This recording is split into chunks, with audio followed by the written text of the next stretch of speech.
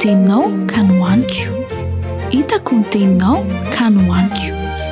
Famerenana ny lesona sekoly sabata ho an'ny lehibe arahinao eto amin'ny Hope Fire Radio miaraka amin'ny imprimerie adventiste.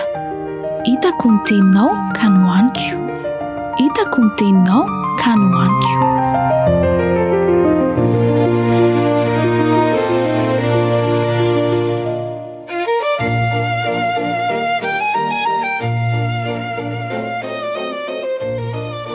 Miaravantsika rehetra mpiara-mianatra manaraka hatrany ny famerenana lesona sekoly sabata amin'ity andro ity. Manaraka hatrany ny Hope Fire Radio isika. Tonga amin'ny lesona 12 sika ankehitriny. Midika izany fa lesona ray sisa dia tapitra izao 3 volana izao. Ny lesontsika moa dia tao anatin'ilay loha hevitra lehibe hoe mitombo eo amin'ny fifandraisana amin'Andriamanitra, ary lohateny izany lesona 12 zany ankehitriny dia hoe torio izy. Hitantsika fa nitombo hatrany hatransika tamin'ny dingana fiarahana tamin'Andriamanitra zay, ary dia tonga faraparany dingana zany tsika ankehitriny dia ny fampiarana, dia ny fitoriana, ny filazantsara. Namanareo ny mpanomponareo Dr Jean-Jacques indray no manolotra ny lesona anio. Mialohan'ny anomboantsika izao fianarana izao ary dia manasa anao hiara hivavaka amiko hanondrika ny lohantsika isika.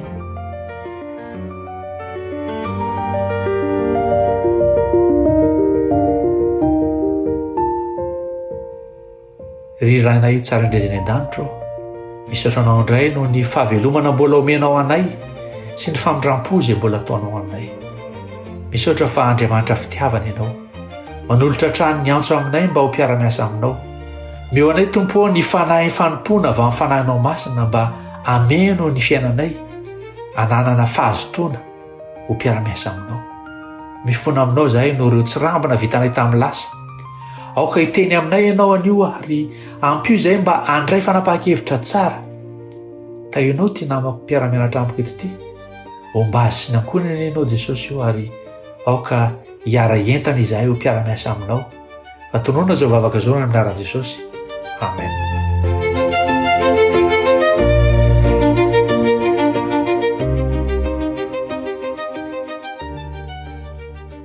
Ny andinin'ny fototra izay natao tadidiana amin'ity anio ity dia arak'izay voalaza ao amin'ny Isaia 10, ny andininy 4. Isaia 10:4 manao hoe: Jehovah tompony nanomea ny lelany efa mahay, mba haizako manao teny hampatanjaka zay reraka, hampandrenesy ny isamarana isamaraina, eny hampandrenesy ny sofiko iaino tahaka ny efa mahay. Tsara ny misaintsaina an'io andininy io mandrakariva mandritra ny fianarantsika zao lesona izao, satria mbola olona maro anarivony tapitrisany maro no tsy mahalala marina an' Jesosy ankehitriny. Antsointsika hoe ondry very izy ireo, kanefa ny tena marina dia maro amin'izy ireo no tsy mahalala akory fa very izy. Ahoana tokoa moa no hafantarany fa mila mpamonjy izy raha tsy misy manazava aminy? Miany olona rehetra eto ambonin'ny tany Andriamanitra ary maniry ny amonjena ny rehetra mba hampafantatra azy ireo famarinana, ary tafiditra ao anatin'izany ireo izay tsy mbola mahalala azy mihitsy, na ireo izay efa nafantatra azy nefa niala tamin'ny lalany. Ahoana ary no fomba izay fidian'Andriamanitra tratrarina an'ireo olona rehetrarehetra ireo? Ny fomba dia amin'ny alalantsika. Tsika no mena zany iraka lehibe zany. Ho zarantsika telo ny lesontsika amin'ity anio ity araka ny mahazatra. Ny fizarana voalohany dia ampitondrantsika lohateny hoe inona no tokony ho zaraina. Hitantsika amin'ny lesona Lahady zay. Ny fizarana faharoa dia hoe ahoana no izarantsika an'izany. Lesona Alatsinainy sy Talata zay. Ny fizarana fahatelo dia hoe ahoana no ampiverenana ireo izay nandao. Lesona Larobia sy Lakamisy. Eny ary mandroso ny fotoana fa dia hiroso avy hatrany amin'ny fizarana voalohany isika.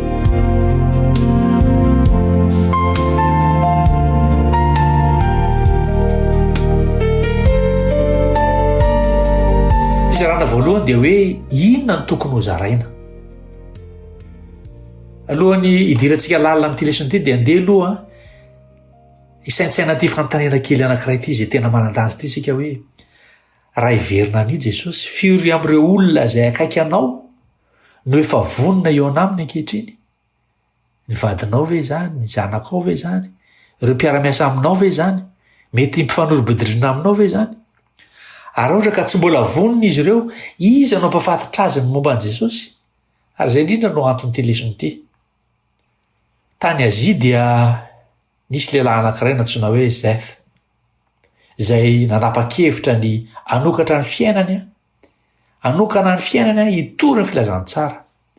Tsy mba ny karama izy, tsy mba hoe manana fidiram-bola mandeha ho azy fotsiny eo orinasa na ohatr'izany.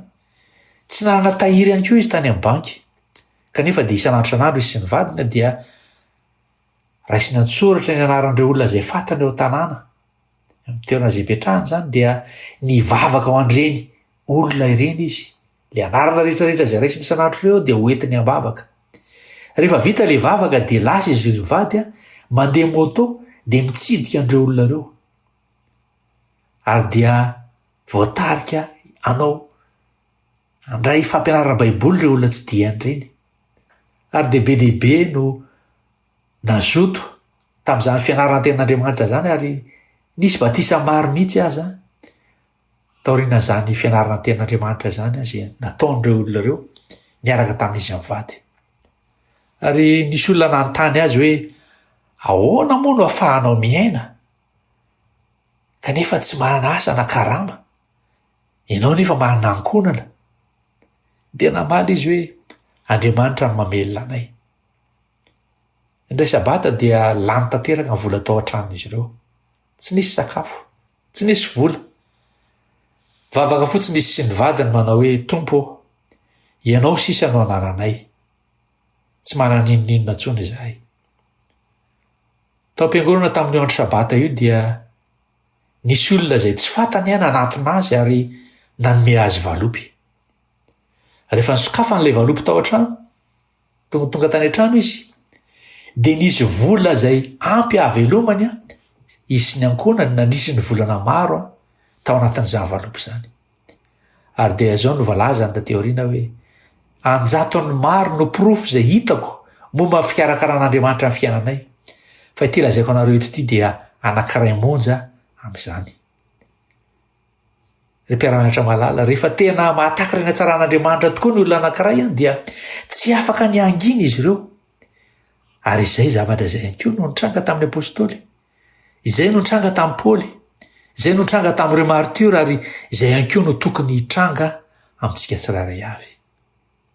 Dia ny ovakentsika Matio 7:20, andininy 7:10 ka hatramin'ny 20.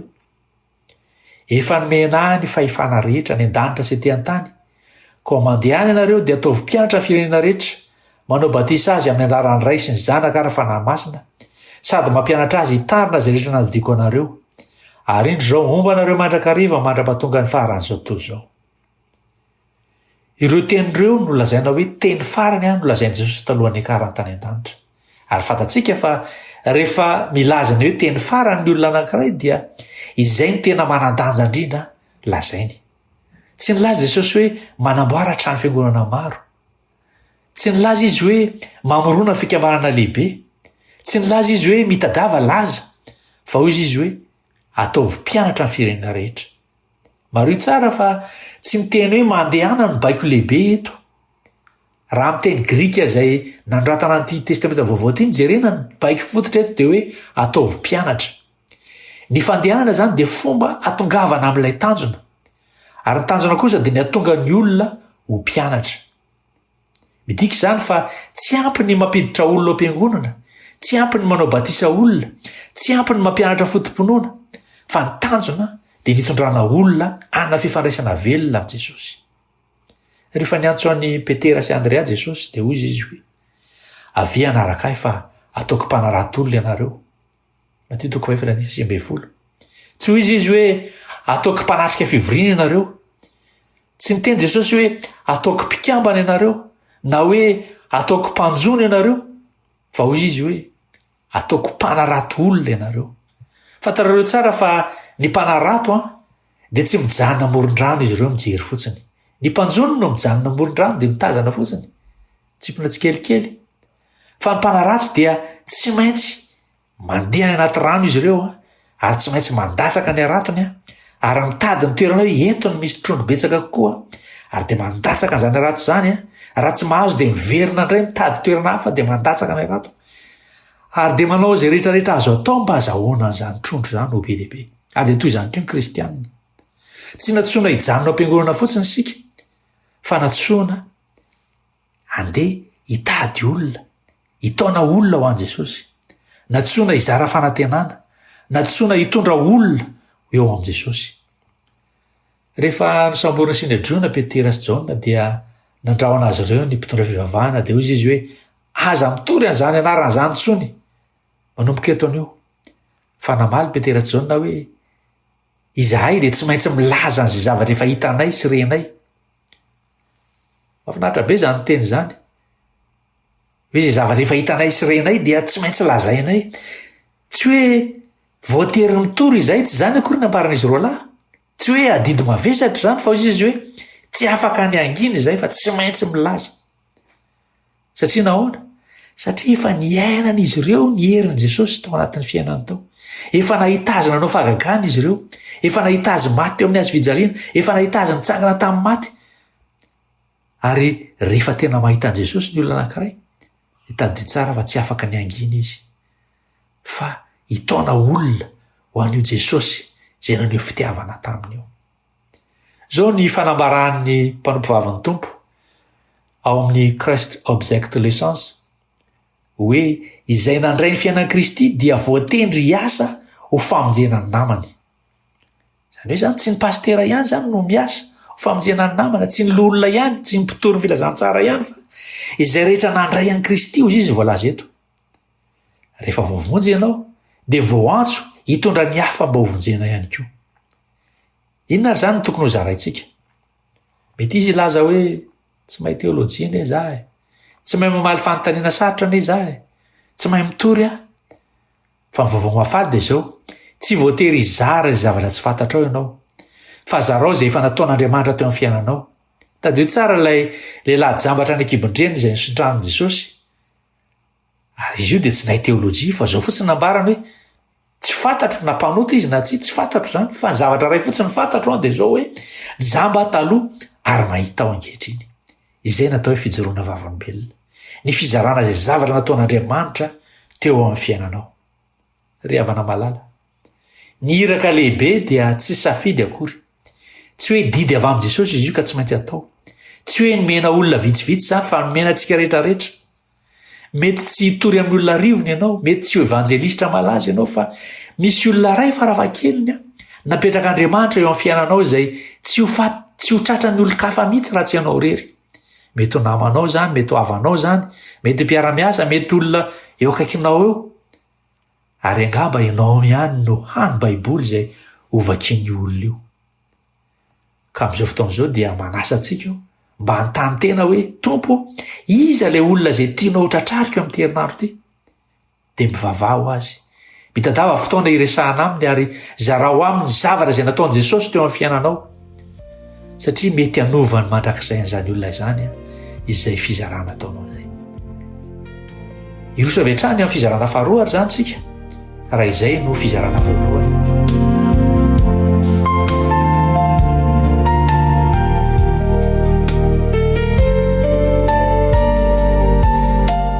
Fizarana faharoa dia hoe ahoana no hizarantsika an'izany. Ahoana no hizarantsika an'izany?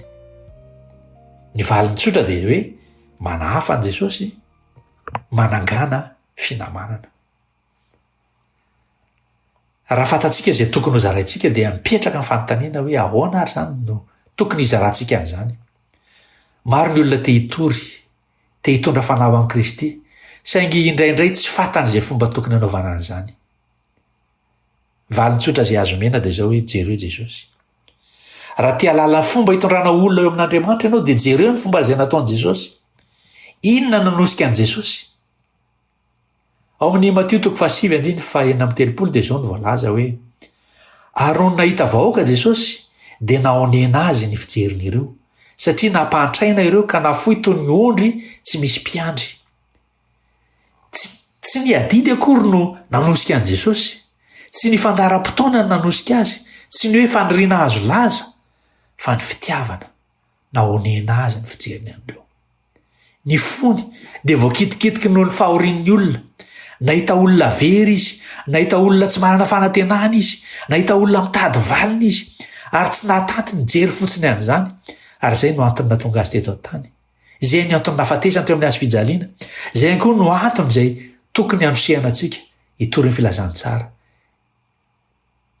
Tamin'ny taona 520 tany Amerika dia nisy ankizilahy kely anankiray mpivarotra kiraro tao amin'ny fivarotana anankiray izy io.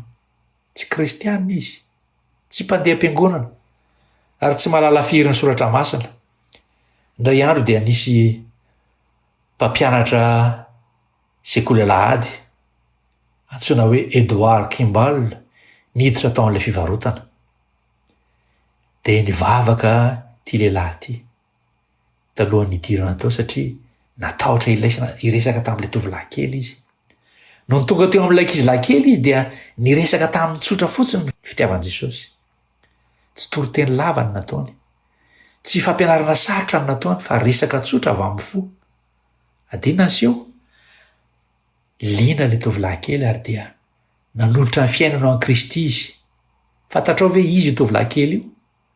Tsy izy io fa Dwight Moody. Ary Moody dia iray amin'ilay evanjelisty lehibe indrindra teto amin'izao tontolo izao taty aoriana. Antapitrisan'ny maro ny olona izay efa voataonany ao an'i Kristy. Ary iza nanomboka an'izany rehetrarehetra zany? Ilay mpampianatra soratra masina izay naneho fitiavana sy fasahiana anatona azy. Tadio tsara fa tsy fantatrao mihitsy izay mety ataon'Andriamanitra amin'ny olona anankiray izay mifampiresaka aminao androany. Indraindray tsika dia mahita olona ray lavitra an'Andriamanitra dia mieritreritra hoe tokony ho terena hivavaka rahankay olona io, tokony terena makany am-piangonana,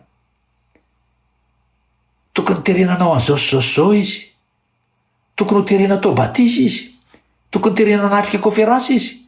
Kanefa tsy izany ny fomba fiasan'Andriamanitra.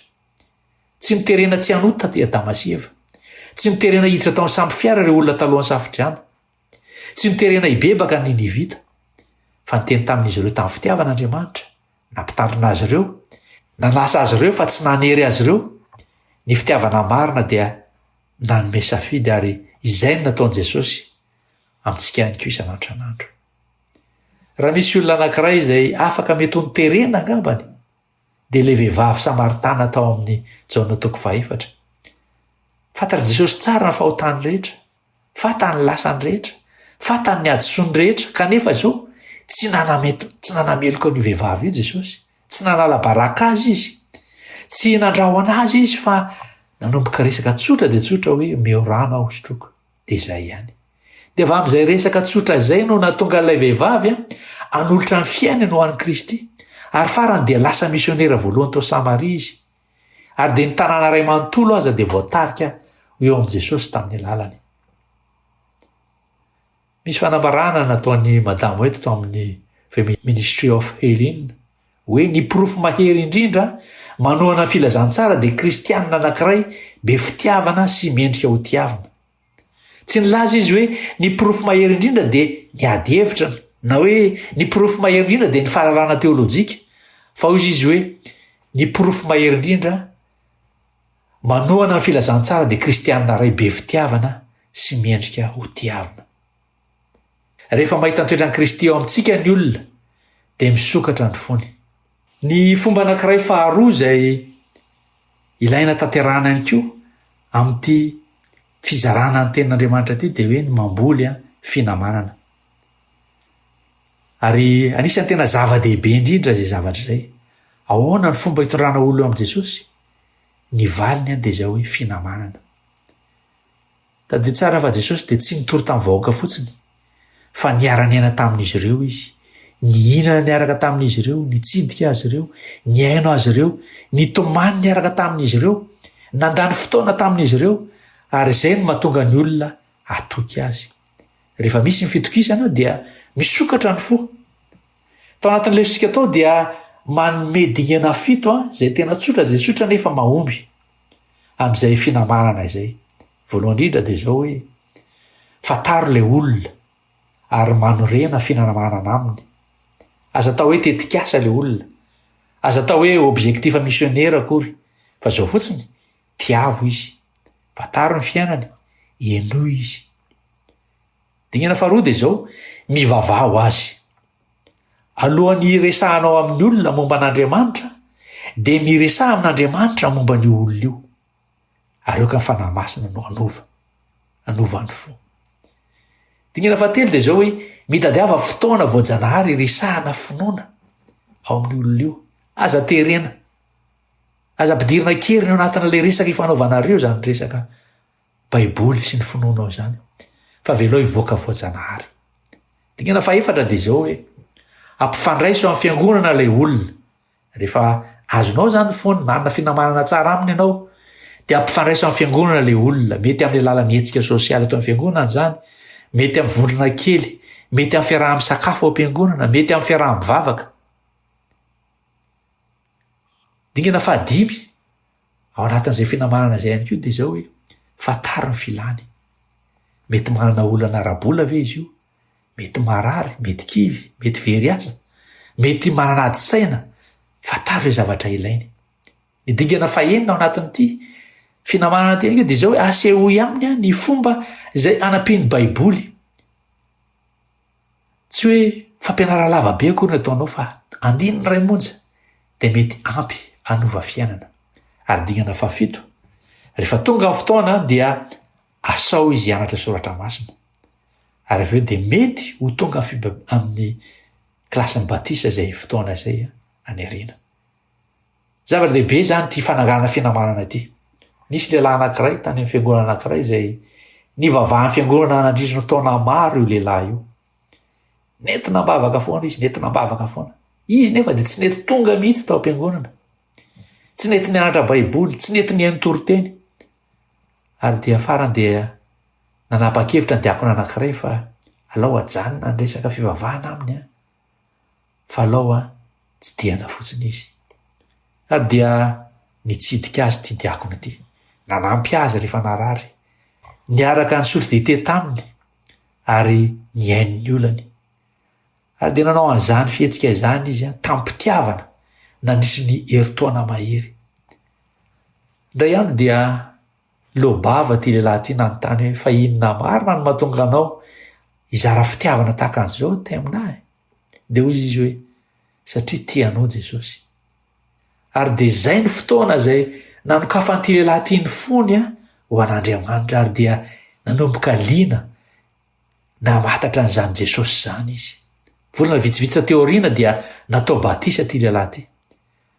Ary tsapa tokoa fa ny fitiavana no nanokatra ny varavarana tao anatin'izany. Maro amintsika no matahotra mieritreritsika hoe tsy mahay miteny, tsy mahay manazava soratra masina, tsy mahay mamaly fanontaniana. Tadio le tsenjery hoe Jehovah tompony manome any lela nefa mahay, mba aizako manao teny ampahatanjaka azy reraka, ampandrenesi ny samaraina, eny ampandrenesi ny sofiko, ieny tahaka nefa mahay. Andriamanitra akory tsy mangataka anao ny zavatra rehetra, fa zao ny ilain'Andriamanitra fanoloran-tena. Mangataka anao an'olo tena fotsiny izy, de izy no anome ny teny eo ambavanao tahaka nefa mahay. Izy ny anokatra ny varavarana, izy no ny asa ao am-po. Ny fomba zay hitondrana olo eo am' Jesosy dia tsy avy amin'ny fanerena mihitsy akory, tsy avy amin'ny ady hevitra, tsy avy amin'ny fanameloana, fa amin'ny fanahafana an' Kristy, amin'ny fizarana fitiavana ny olona iny, tiavy ny olona iny, ary fivavahana ho azy, fanompona azy, fiaraha-mandeha aminy, ary eo ka fanahy masina anao ny asa rehetra. Mety misy olona ray ve eo amin'ny fiainanao amin'izao fotoana izao zay tian'Andriamanitra hotratrarina. Raiso ny anaran'izy ireny soraty de ho tao mbavaka isan'andro. Ary de mangataha amin'Andriamanitra mba anokafan'Andriamanitra varavarana anehoana ny fitiavan' Jesosy aminy, izay hitan'izy ireo ao aminao. Satria ny finamanana kely izay anananao aminy androany dia ho lasa lalana izay hitondra azy ho any fanjakan'Andriamanitra rahampitso. De zay indray raha ny fizarana faharoa, fa hiditra avy hatrany amin'ny fizarana fahatelo isika hoe ahoana no ampiverenana ireo izay natao.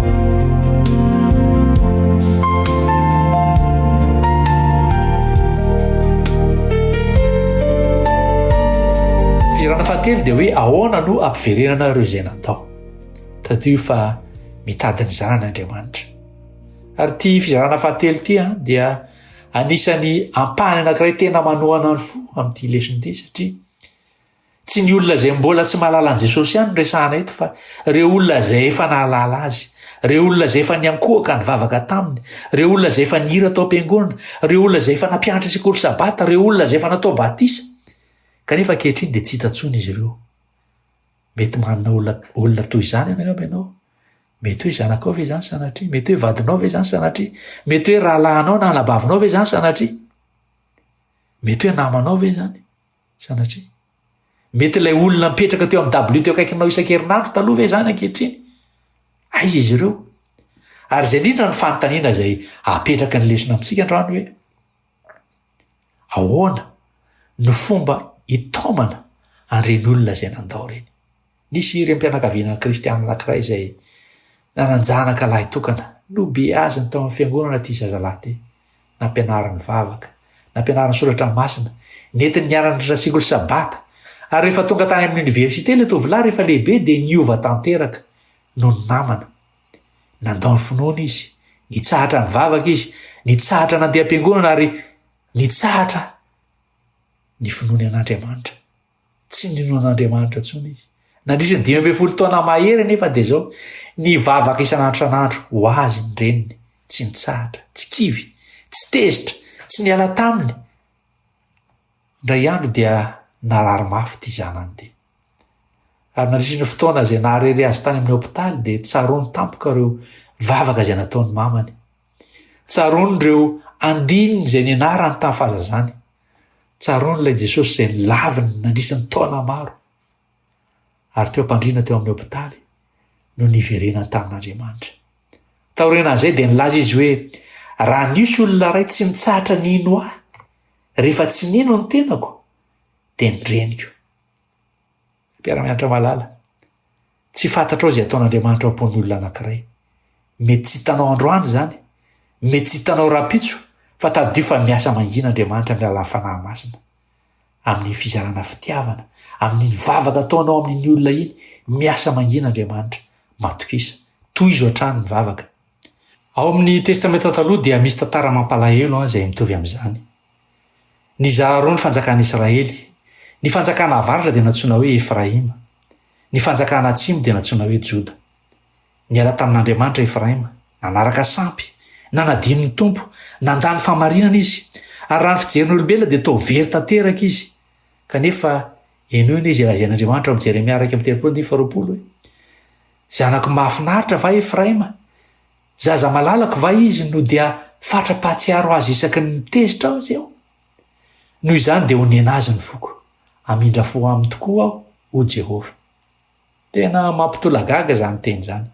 Tsy hoy Andriamanitra hoe tsy zanako tsony izy. Tsy nilaza Andriamanitra hoe adiniko izy.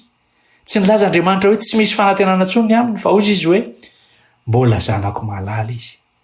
Na dia lavitra aza, na dia nivily aza, na dia tsy mendrika aza, dia tadio fa mbola tia azy hono Andriamanitra. Ary voalaza ara, fananina amin'ny Jeremia 1:30 dia aseho ny fomba izay manohana ny fo Rahely mitomany ny dradradradra. Toy ny reny be anankiray mitomany ny zanany izay very, mitomany ny taranany izay very, mitomany ireo zanany maty eo anatin'ny fahotana. Ary tsy izany ve no fiainan'ny ray aman-dreny maro ankehitriny? Be dia be ny ray aman-dreny izay mivavaka isan'alina ho an'ny zanany. Misy ireny izay mitomany latsa-dranomaso mangina mivavaka ho ny zanany io.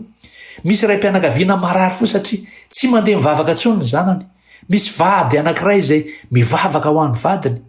Misy rahalahy izay mivavaka ho ny anabaviny. Misy anabavy izay mivavaka ho ny anadahany. Ary indraindray dia ohatrany hoe tsy mahay ny valiny ianao. Kanefa tadidio fa tsy manary azy ireny Andriamanitra. Misy fanantenana mandrakarivany amin'ny reny olona ireny. Ina dikan'izany? Miasa Andriamanitra, miasa ny fomba mangina izy. Zao ny voalazany fanahy fananiana ao amin'ny Signs of the Times. Hoe malahelo ny tompo rehefa mametraka ny tenany amin'ny toerana izay tsy ahafahany manome ny fitiavany sy ny fitahiany ny olona. Ary zao koa ny voalaza ao amin'ny steps to Christ hoe vao manaiky any Kristy ny mpanota dia mipoitra ao am-pony avy hatrany ny faniriana hampafantatra amin'ny hafa ilay sakaiza sarobidy izay hitany ao amin'i Jesosy.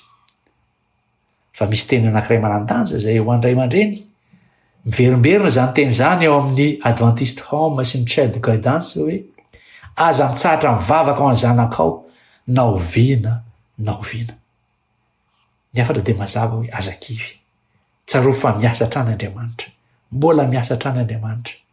Mbola miasa hatrany Andriamanitra mitady ilay very, ilay vady, ilay zanaka, ilay namana, ilay mpifanolo-bodirindrina, ilay olona taloha, ilay diakona taloha, ilay mpampianatra sekoly sabata taloha, ilay olona mipetraka teo amin'ny seza fiangonana teo taloha. Miasa foan'Andriamanitra. Ao amin'ny Lioka 12 dia nilaza Jesosy fa raha manana ondry 100 ny mpiandro izy anankiray kanefa very ny iray dia inona ny ataony? Avelan'ireo 9 dia lasa izy mitady ilay very. Satria nahoana? Satria sarobidy loatra amin'ilay mpiandro ilay very. Ary izay ny fon'i Jesosy.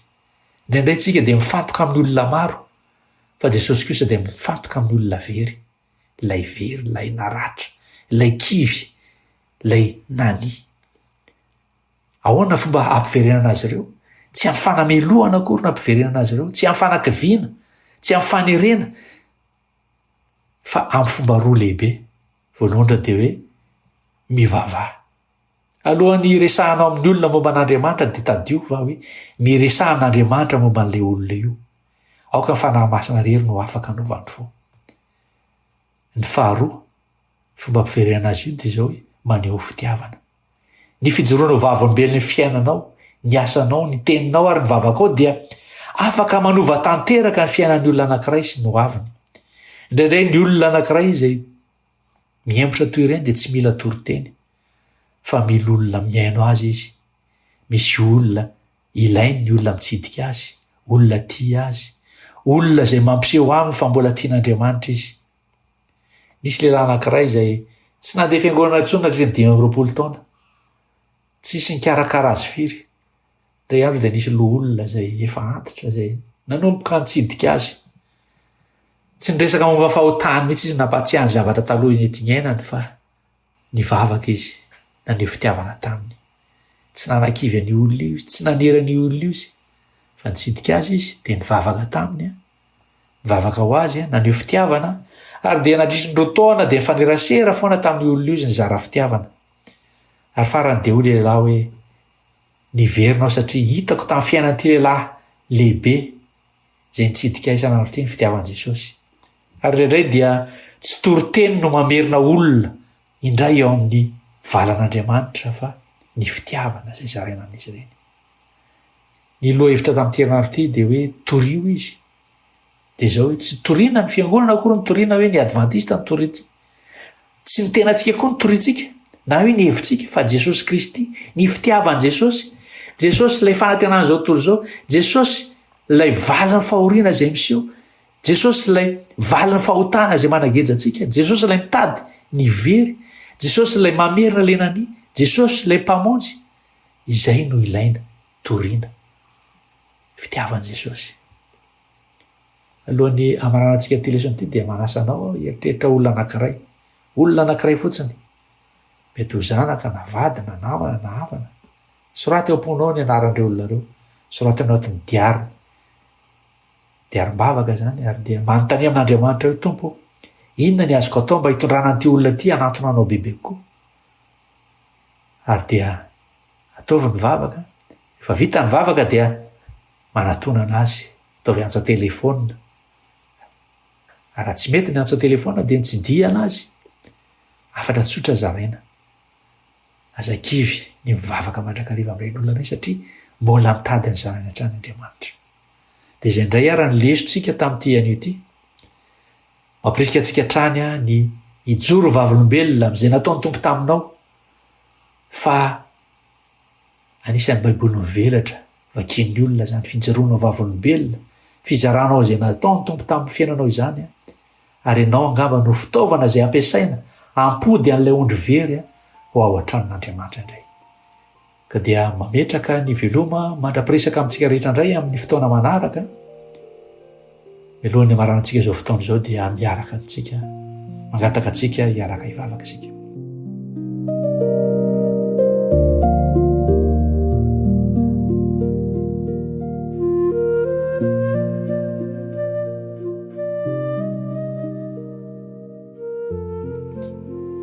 ry Jehovah araina izy ny an-danitra misaotra anao izay noho ny famindraponao sy ny fitiavanao anay. Mbola mianao zany afatra sarobidy zany ny anatanteraka ilay iraka lehibe izay tianao tanterahanay Jesosy. Ta izay tompo mba hain'olo tena feno zato isanjato amin'izany iraka ao zany. Aza vela ho variana izay Jesosy, variana amin'ny zavatra hafa manodidina anay, variana amin'ny zavatra izay tiana isan'andro. Aza vela ho variana izay fa meonay mandrakariva ny fitiavana, ny finiavana, anatanteraka ny asanao, izara zany asanao zany ary.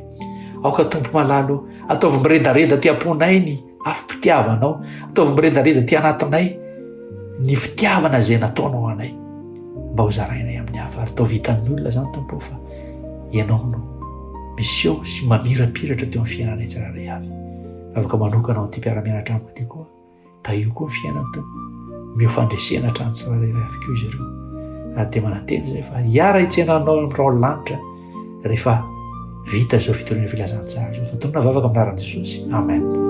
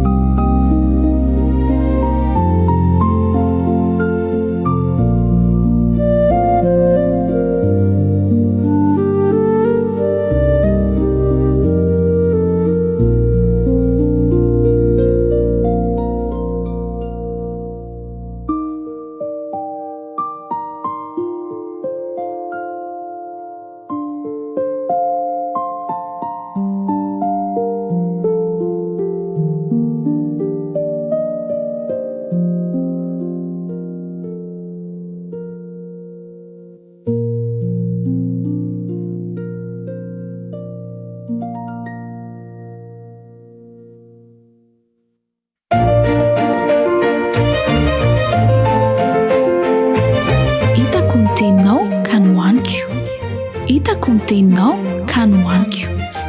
Famerenana ny lesona sekoly sabata ho an'ny lehibe arahinao eto amin'ny Hope Fire Radio miaraka amin'ny imprimerie adventiste. Hitako ny teninao ka nohaniko. Hitako ny teninao ka nohaniko.